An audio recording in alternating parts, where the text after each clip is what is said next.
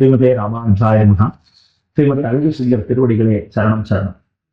கல்யாண் ஜுவல்லர்ஸின் பாக்யம் தொலைக்காட்சி நேயர்களுக்கு அடியனுடைய சிறந்தாழ்ந்த நமஸ்காரங்கள். ஆனந்த ராகமாய் ஓர் ஆன்மீக பயணம். நீங்கள் பார்த்துக் கொண்டிருப்பது உங்கள் பாக்யம் சேனல். வழங்குவோர் அன்புடன் கல்யாண் ஜுவல்லர்ஸ். இது உங்கள் பாக்யம், எங்கள் பாக்கியம். 108 திவதேசங்கள் வரிசையிலே இன்று நாம் திரு அரிமேய விண்ணகரத்தை பற்றி அறிந்து கொள்ளவிருக்கிறோம்.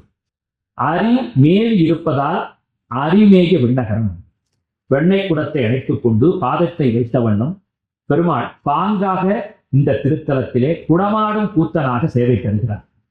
அதற்கு சொல்லப்பட்ட அற்புதமான ஒரு தல மகாத்மியத்தை பற்றி நாம் சிந்திக்கும் பொழுது, வைதர் என்ற ஒரு குரு, அவருக்கு நிறைய சீடர்கள். அதிலே உதங்கர் என்று சொல்லக்கூடிய ஒரு சீடர் தன் குருவினிடத்திலே பக்தியோடு விசுவாசத்தோடு விளங்கி குரு கூறிய அத்துணை விஷயங்களையும் கற்றுக்கொள்கிறார். குரு தட்சணை தர வேண்டுமே, தேவதைகளுக்கு என்ன சாதிக்க வேண்டும் என்று கேட்ட பொழுது தன் மனைவியை பார்க்கிறார் வைதர்.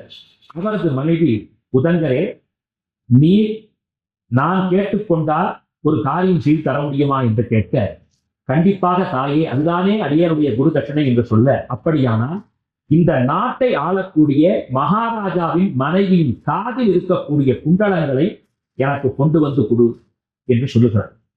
உடனடியாக சிரமேற்றுக் கொண்டு அதை ஆணையை தன் மனதிலே வைராக்கியமாக ஏற்று உதங்கரும் புறப்பட்டு செல்கிறார். நாடாளும் அரசனை கண்டு தனது குரு தட்சணையாக தங்களது தர்ம பத்தினியின் காதில் இருக்கக்கூடிய குண்டலங்கள் தர வேண்டும் என்று என்னுடைய குரு பத்தினி கேட்கிறார் என்று சொன்னவுடன் இதில் முக்கியமாக ஏதேனும் விஷயம் இருக்கும் என்று புரிந்து கொண்டு வைதரை பற்றி கேள்விப்பட்ட அந்த அம்மையாரும் தன் காதில் இருக்கக்கூடிய குண்டலங்களை உதங்கரிடத்திலே தர கண்களிலே ஒற்றிக்கொண்டு தன் குரு பத்தினிக்கு அவற்றை சமர்ப்பிப்பதற்காக, குரு பத்தினிக்கு அவற்றை சமர்ப்பணம் செய்வதற்காக சென்று கொண்டிருக்கிறார். செல்லும் பொழுது அவருக்கு தாகம் எடுக்கிறது. என்ன செய்வது? யாரேனும் குடிப்பதற்கு நீர் கொடுத்தால் சரியாக இருக்குமே என்று நினைத்து அவர் அங்குமிங்கும் பார்க்கிறார். அந்த சந்தர்ப்பத்திலே இடையன் ஒருவன் வந்து ஒரு பானையோடு நிற்க, எனக்கு தயவு செய்து அருந்த நீர் தாருங்கள் என்று கேட்க, தருகிறேன் என்று சொல்லி அவரும் தருகிறார். இந்த சந்தர்ப்பத்திலே திடீரென்று ஒரு நிகழ்வு நடக்கிறது. தட்சன் என்று சொல்லக்கூடிய ஒருவன் இவர் கையில் இருக்கக்கூடிய விலை மதிக்க முடியாத அரசியால் அணிந்திருந்த குண்டலங்கள், குரு பத்னி கேட்ட அந்த குண்டலங்களைத்தான் அரசியிடமிருந்து இவர் பெற்று வருகிறார்.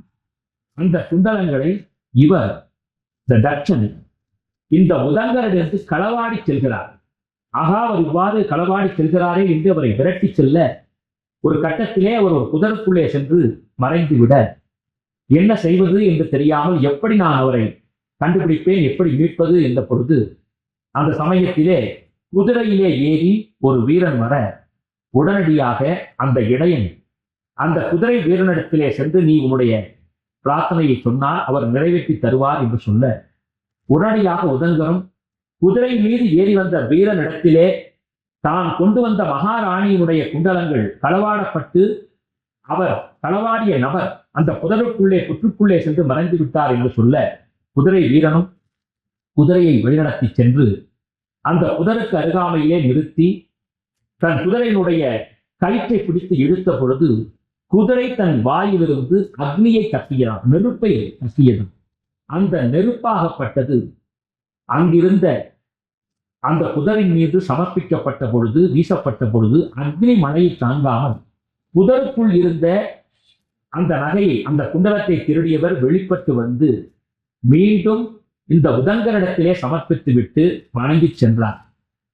இதை கண்டு குதிரைக்கும் குதிரை வீரனுக்கும் நன்றி சொல்லி, அந்த இடையருக்கும் நன்றி சொல்லிவிட்டு இந்த உதங்கர் மீண்டும் வந்து தன்னுடைய குரு பத்னியினிடத்திலே, குருவினிடத்திலே நடந்ததை சொல்ல, அந்த வைதர் ஞான திருஷ்டியால் நடந்ததை அறிந்து கொள்கிறார். அப்பனே, உன் குரு பக்தியை உலகத்திற்கு எடுத்து காட்டுவதற்காகத்தான் இப்படி ஒரு விளையாட்டு நடத்தப்பட்டது. நீ இடையின் கரத்திலே இருந்து பெற்றது அமிர்தம். அது மட்டுமல்ல, குதிரையின் மீது ஏறி வந்தவர் பெருமாள். அந்த பெருமாள் தான் இந்த தலத்து நாயகனாக விளங்குகிறார். குதிரை வடிவிலே வந்தது இந்திரன் என்று சொல்லி இந்த பெருமாளுடைய மேன்மையெல்லாம் சொன்னார். எனவேதான் இந்த தலத்திற்கு அப்படி ஒரு பெருமை சொல்லப்பட்டுள்ளது. திருமங்கை ஆழ்வார் இந்த தலத்து பெருமாளை அற்புதமாக பாடி துதிக்கிறார். அரிமேய விண்ணகரம், அதாவது அரிமேறி நிற்பதால் அரிமேய விண்ணகரம், குடக்கூத்தன், குடமாடும் கூத்தன் என்றெல்லாம் பேசப்படுகிறார் இந்த தலத்து பெருமாள். வெண்ணெய் குடத்தை வைத்துக் கொண்டிருக்கிறார். வெண்ணெய் குடம் என்று சொன்னாலே கண்ணனுடைய பால லீலைகள் நமக்கு ஞாபகம் வந்து விடுகிறது. பகவான் வெண்ணெய் குடத்தை உருட்டினான், சாய்த்தான், வெண்ணெயை தட்டி பருகினான். இப்படிப்பட்ட பால லீலைகளை செய்த கிருஷ்ணன் கண்ணன் பெருமான் குடமாடும் கூத்தன். அப்படிப்பட்டவனா? அது மட்டுமல்ல, குன்றையே குடையாக பிடித்தவனும் அவன்தானே, கோவர்த்தனகிரிதாரியாக. இப்படியெல்லாம் ஒரு அற்புதத்தை நிகழ்த்திய அரியான பெருமாள் மேறி இருக்கும் திருத்தலம் 108 அரிமேய விண்ணகரம். திருமங்கையாழ்வார் பாடிய திருத்தலம், சீர்காழிக்கு அருகாமையில் இருக்கக்கூடிய திருத்தலம். இப்படிப்பட்ட ஒரு உத்தமமான சீடனை உலகுக்கு காண்பித்து தந்த திருத்தலம். எனவே இந்த திருத்தலத்து பெருமாளை நாம் சேவித்து பிரார்த்தித்தால் என்ன பலன்கள், யாரெல்லாம் சேவிக்க வேண்டும் என்று கேட்டுக்கொண்டால், கொடுத்த வாக்கை நிறைவேற்ற வேண்டும் என்று துடிப்பவர்கள். ஒருவரிடத்திலே நாம் வாக்கு கொடுக்கிறோம், அவர் விட்ட பணியை செய்வதாக சொல்லுகிறோம். ஆனால் அதை நம்மால் செய்ய முடியாமல் போய்விடுமோ என்று பயந்தால், அச்சம் வந்தால், அந்த அச்சத்தை தீர்க்கக்கூடிய பெருமாளாக இந்த பெருமாள் காட்சி தருகிறார். இப்படித்தானே நடக்கிறது. மாணவன் ஆசிரியரிடத்திலும் தாய் தந்தையரிடத்திலும் நிச்சயமாக பாடத்திலே நல்ல மதிப்பெண் பெறுகிறேன் என்று படிக்கிறான், அதற்காக உழைக்கிறான். ஆனால் தேர்வு வைக்கப்பட்ட பொழுது அவன் முழுமையாக எழுதினாலும் உரிய மதிப்பெண் கிடைக்காமல் இருந்து விடுமோ என்று கலங்குகிறான். அப்படிப்பட்டவர்கள் எல்லாம் இந்த அரிமேய விண்ணகரம் ஸ்ரீ ஹரியான பெருமாளை தொழுது பிரார்த்தனை செய்து கொண்டால் மதிப்பெண்கள் உயர்வான மதிப்பெண்களாக கிடைக்கும் என்று சொல்லப்பட்டுள்ளது. மேலும் சொன்ன வாக்கு என்பது சத்தியத்திற்கு நிகரானது. எனவே அதை நாம் காப்பாற்றியாக வேண்டும். சில பேர் சத்தியம் செய்வார்கள், ஆனால் அந்த சத்தியத்தை மீறி நடப்பார்கள். சத்தியத்தை மீறியதால் ஏற்பட்ட கடுமையான தோஷம் இவர்களை பிடித்துவிடும். எனவே அவர்களுக்கு பலவிதமான பிரச்சனைகள் ஏற்படும். அப்படி சூழ்நிலையால் பாதிக்கப்பட்டவர்கள் அரிமேய விண்ணகரம் ஸ்ரீமன் நாராயணனை கைதொழுதால் எடுத்த காரியத்திலே வெற்றியை தந்து விடுவார் இந்த அரிமேய பெருமாள். இந்த அரிமேய விண்ணகர பெருமாளுக்கு அத்தனை ஏற்றங்கள் சொல்லப்பட்டுள்ளது. ஏகாதசி விரதம் மிகவும் உத்தமமானது. ஏகாதசியிலே சேவிப்பதும் பெருமாளுக்குரிய நாட்களாக சொல்லக்கூடிய புதன்கிழமையிலே, பொதுவாக பெருமாளுக்கு புதன்கிழமை ஏற்றம் என்பார்கள்.